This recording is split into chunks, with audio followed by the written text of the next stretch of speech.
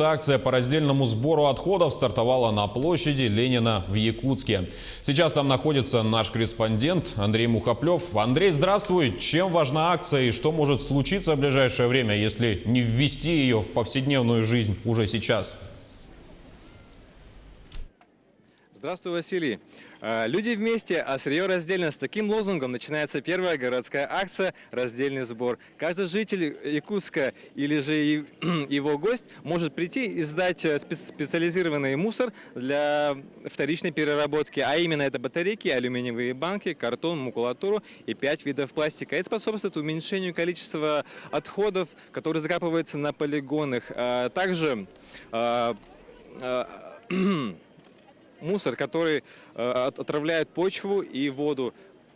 Организаторы выделяют особое внимание пластику, так как его 5 видов. После 5-7 переработок, в конце концов, он попадает на свалку, то есть на природу.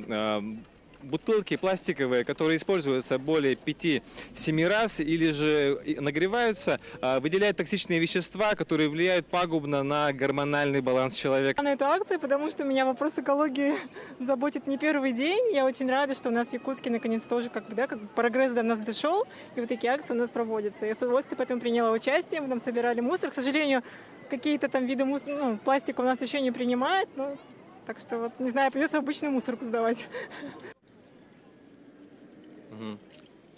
Хочу напомнить, что у нас в городе нет мусороперерабатывающего завода, но есть частные фирмы, которые занимаются переработкой именно пластика. Они используют данное вторичное сырье для производства тротуарной плитки. А некоторые индивидуальные предприниматели также организовывают сборы и увозят в близлежащие города, где имеются мусороперерабатывающие заводы. Хочу напомнить, что в июле проходит всемирное международное движение Plastic Free June, то есть перевод с английского июль без пластика.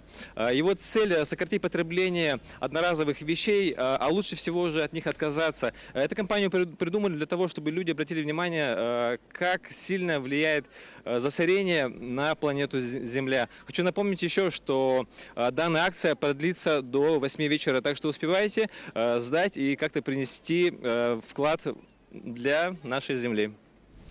Василий? Ну что ж, Андрей, спасибо за информацию. Также хотелось бы призвать горожан активнее поучаствовать в акции, о которой сейчас и рассказал наш корреспондент Андрей Мухоплев.